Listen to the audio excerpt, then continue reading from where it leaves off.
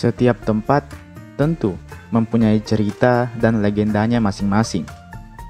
Terkadang ada cerita yang memang benar adanya. Terkadang ada pula yang tidak benar sama sekali. Dan tak jarang pula ada kisah yang masih dipertanyakan kebenarannya. Di video kali ini, saya mau mengajak kalian semua untuk berjalan-jalan di sebuah danau yang bernama Togo Motonu. Danau ini terletak di Kabupaten Buton, Sulawesi Tenggara. Apa yang membuat danau ini menarik adalah karena banyaknya kisah dan legenda yang tersimpan di dalam danau tersebut. Lantas, seperti apa legendanya? Legendanya ini benar atau tidak? Kita akan bahas di video hari ini. Sebelum lanjut, jangan lupa untuk like dulu video ini dan subscribe juga channel ini, supaya bisa terus memberikan informasi dan hiburan kepada kita semua. Kalau sudah, langsung saja kita menuju ke pembahasan.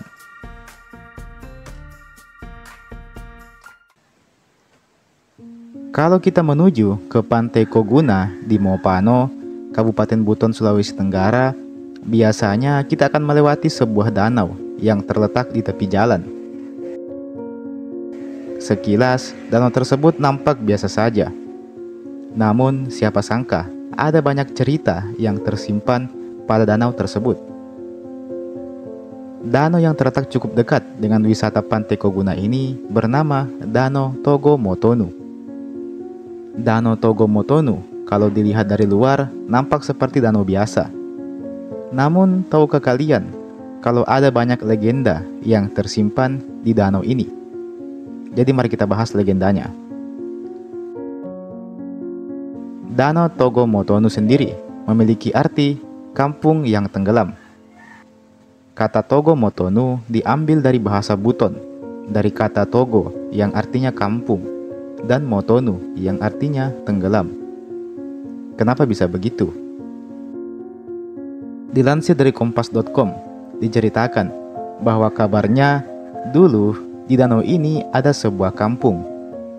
Di dalam perkampungan tersebut terdapat sepasang suami istri yang mempunyai 2 orang anak, seorang anak laki-laki dan satunya lagi perempuan. Namun entah apa dan bagaimana, kedua bersaudara ini malah jatuh cinta dan pada akhirnya memutuskan untuk menikah. Jadi si anak laki-laki dan si anak perempuan ini malah menikah. Pernikahan saudara ini tentu bukanlah hal yang wajar. Ada banyak sekali warga yang menentangnya. Dan sampai sekarang pun hal semacam ini sangat dilarang oleh negara apalagi agama. Singkat kisah, kakak adik yang menikah itu pun menjadi penyebab datangnya musibah di kampung tersebut. Terjadilah hujan deras selama 7 hari 7 malam. Hujan tanpa henti mengguyur kampung tersebut, dan pada akhirnya membuat kampung tersebut jadi tergenang dan lama-kelamaan jadi tenggelam. Lokasi tenggelamnya kampung tersebut lama-kelamaan menjadi sebuah danau yang sampai sekarang dikenal dengan nama Danau Togo Motonu. Legenda ini terus terjaga dan diceritakan turun-temurun oleh masyarakat setempat. Danau Togo Motonu ini kini juga menjadi salah satu objek wisata yang ada di Kabupaten Buton. Sebagai bentuk peringatan, tiap tahunnya, warga biasanya akan mengadakan semacam ritual adat di danau tersebut. Ritual adat tersebut dilakukan demi menghormati para leluhur yang kabarnya telah tenggelam di danau tersebut. Selain itu, ritual ini juga dilangsungkan dengan tujuan supaya mereka mendapatkan hasil laut yang melimpah, juga sebagai harapan agar mereka terhindar dari mara bahaya. Dan tujuan terakhir adalah sebagai bentuk hiburan untuk warga setempat. Hal ini dikarenakan adanya beberapa kebudayaan khas yang ditampilkan pada acara atau ritual tersebut. Dan sebagai informasi tambahan, kabarnya danau ini tidak pernah surut, entah itu di musim kemarau ataupun di musim hujan, jadi akan selalu ada airnya. Selain legenda kampung yang tenggelam, ada juga legenda lain yang terdapat di danau ini, yaitu adanya larangan mengkonsumsi udang merah yang berasal dari danau ini. Mengapa bisa? Kabarnya dulu ada seseorang yang mengambil udang merah dari dalam danau dan kemudian memakannya dan malah sakit perut. sakit perutnya ini bukan sakit perut biasa. Konon kabarnya, dia harus disembuhkan oleh seorang pemangku adat atau biasa disebut dengan nama Parabela. Setelah diurus oleh Parabela ini, barulah orang tersebut bisa sembuh. Dan semenjak saat itu, udang merah yang ada pada danau tersebut dianggap keramat oleh warga. Sejak saat itu pula, warga tak berani mengambil udang dari danau tersebut, apalagi memakannya. Sedangkan, versi lain mengatakan bahwa dulunya udang merah tersebut pernah diambil dan dipindahkan ke sebuah masjid. Dan keesokan harinya, masjid tersebut pun langsung rubuh.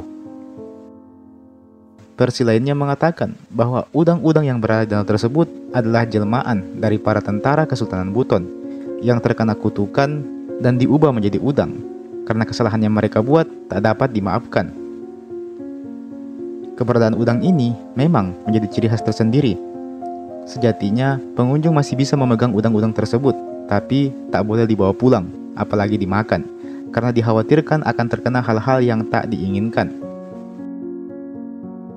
Selain itu, menurut informasi yang saya dapat, bahwa pengunjung dilarang berendam atau berenang di danau ini.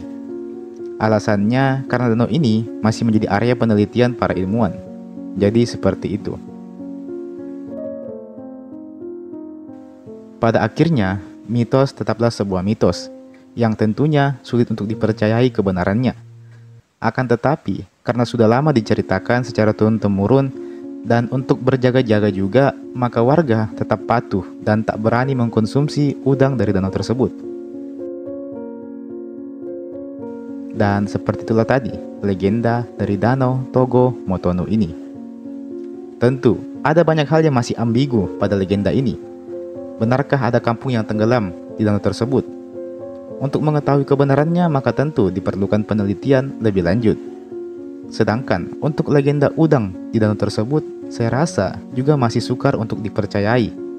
Karena orang sakit perut karena makanan itu adalah hal yang lumrah terjadi. Bisa saja orang itu tidak membersihkan udangnya sebelum dimakan. Bisa saja memang dia alergi udang. Bisa saja dia sakit perut bukan karena udangnya, tapi karena hal lain. Apapun itu, namanya mitos tentu selalu bisa dipertanyakan. Meski begitu, jika warga setempat mempercayai legenda itu, maka wajib untuk kita hormati keputusan mereka. Jadi, kita harus menghormati apa yang mereka percayai. Dan teman-teman, demikianlah tadi pembahasan kita. Cukup singkat ya. Kalau kalian merasa ada informasi yang kurang atau bisa ditambahkan, silahkan tulis di kolom komentar di bawah. Kalau ada salah-salah kata, saya mohon maaf.